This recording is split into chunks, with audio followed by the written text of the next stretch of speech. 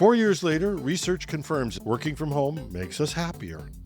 Grok AI's white genocide claims are blamed on unauthorized code modifications. AI may be the biggest reason that programmers and software engineers are the targets in Microsoft's recent staff reduction. Welcome to Hashtag Trending. I'm your host, Jim Love. Let's get into it. After close to 5 years of study, researchers have reached a clear conclusion. Working from home significantly boosts happiness. The findings highlight the benefit of remote work, including better sleep, reduced commuting time, and improved work-life balance.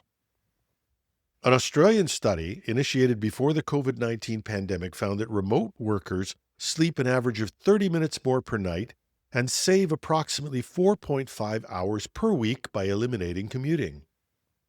This extra time is often reallocated to work, family, and leisure activities, contributing to healthier lifestyles and increased job satisfaction. The finding that work from home led to healthier lifestyles runs counter to what some of us might have actually experienced with the kitchen beside our work area. But the study found that while in the initial stages of telework there might be a tendency to overindulge in food and even alcohol, over time, the overall trend leads towards healthier choices.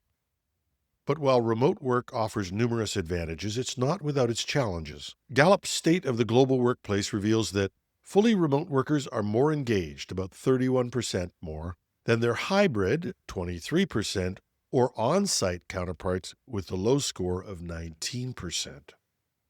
The study also called into question the big recent objection about productivity levels for teleworkers.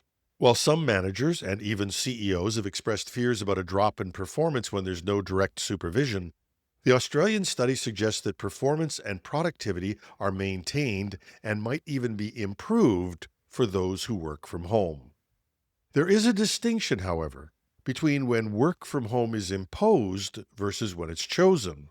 When it's imposed, as in the COVID-19 lockdown, or if the company insisted you work from home, the study found that mental health and well-being can actually suffer. But when employees choose to work from home, their well-being tends to improve significantly, particularly when they have support from their colleagues and company. Elon Musk's AI chatbot Grok went off script last week, and it began replying to unrelated tweets with conspiracy-laden claims about white genocide, leading some to speculate that perhaps XAI had learned this from tweets from Donald Trump or others who have quoted these debunked claims. But XAI said it has identified the real cause: unauthorized code that bypassed the company's internal guardrails. Users began noticing Grok's response referencing a debunked far-right conspiracy theory, often in reply to unrelated posts like photos of pets or tech questions. Grok responded with unrelated and false claims about racially motivated attacks against white South Africans. After this occurred, there were other stories about Grok engaging in Holocaust denial. After the public backlash, Musk's AI company XAI acknowledged the error, and engineers discovered that the offending responses were the result of what they termed unauthorized behavior injections, an internal prompt manipulation that let Grok bypass its safety checks. This isn't Grok's first brush with controversy, but it's one of the most serious. The bot is integrated into X, formerly Twitter, giving it wide visibility, and the incident reignites concerns over the reliability of large language models, especially ones deployed publicly with limited oversight. XAI said it has removed the rogue behavior and reinforced its content moderation systems. A company spokesperson said they're improving auditing processes to detect unauthorized prompt changes and are conducting a full review of how Grok's output is monitored. While these are welcome controls, it's hard to imagine how a critical system with this size and scope could have such lackadaisical controls in areas that could affect its basic functions on such a wide scale. And if changing the behavior of the model is so easily done without the ability to trace its source, it makes you wonder how well these models are protected against more sophisticated attacks. We know that AI systems can go off track, but this is no single hallucination, and it could have a big impact on public trust for a global platform. And when we consider the way that agents that can act in the real world are being introduced, it's an additional reason to think carefully about how these models should be protected. President Donald Trump is expected to sign the Take It Down Act today, requiring online platforms to remove revenge porn and AI-generated deep-fake nudes within 48 hours of a victim's report or face major penalties.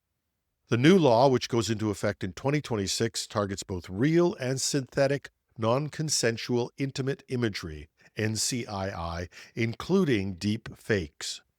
It imposes stricter penalties for violations involving minors, responding to a surge in AI-generated fake images shared without consent, even of victims who never took compromising photos.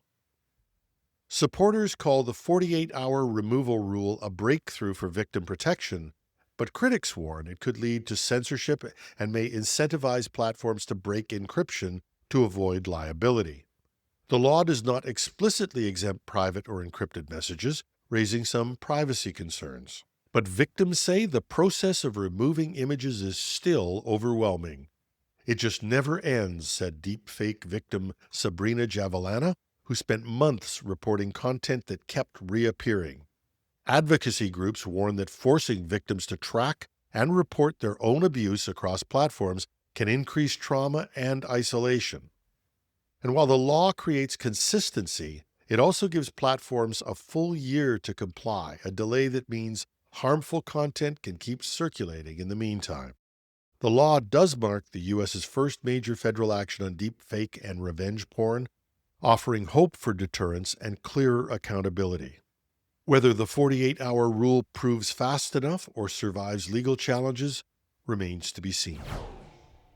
And weeks after Microsoft's CEO revealed that Microsoft is generating about 30% of its code using AI, the company laid off about 6,000 employees globally, representing nearly 3% of its workforce. This is one of the company's largest job reductions in recent years. And it turns out that software engineers were the hardest hit group, with over 40% of the layoffs in Washington state affecting software development roles.